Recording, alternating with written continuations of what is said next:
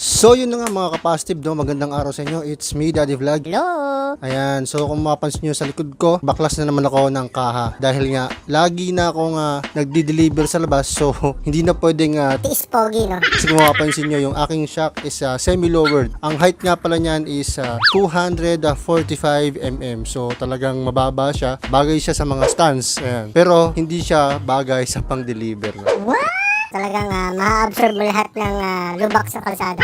Pwede naman siya sa mga espaltadong kalsada, simentado. Pero syempre, alam mo naman dito sa atin, hindi naman lahat ng kalsada pulido.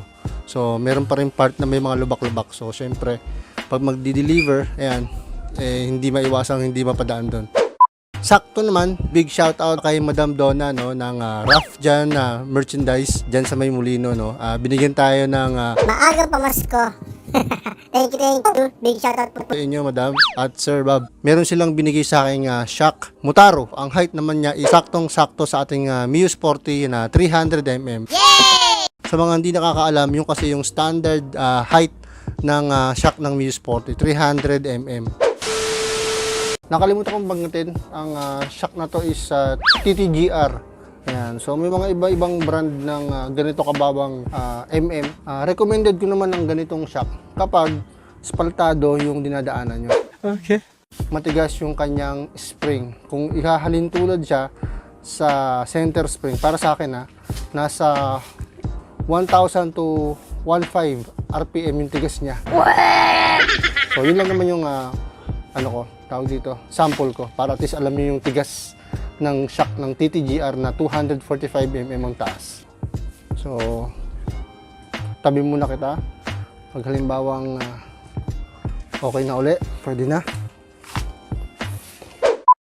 Then, eto na, no, yung ating regalo from Madam Donna, Sir Bob. Yayamanin shock, no? Motaro. Recently, nakapagkabit naman ako ng shock, pero hindi sa akin, no, sa mga ibang kliyente, especially Honda Click. With baso, yung may adjustable na version 2 na adjust yung kanyang tigas. Ayan. So ito first time kong magkakabit ng Motaro shock sa aking Mio Sporty. Oh, panalo. Gold black. Ayan. 300 mm. Ayan. Color black gold. Motaro. Yan.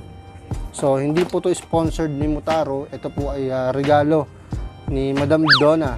Yan, from Rough Jan, no? So, thank you. So, kakabit ko na dito. Papakita ko sa inyo yung before and after nung height clearance ng pag naka 245 mm na shock at saka 300 mm.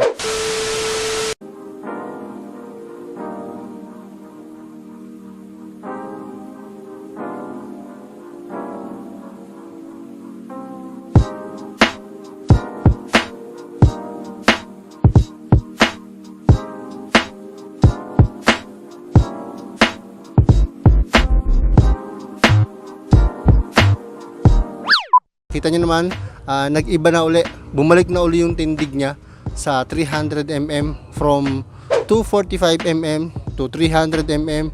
Ayan, yung standard talaga ng Mio Sporty.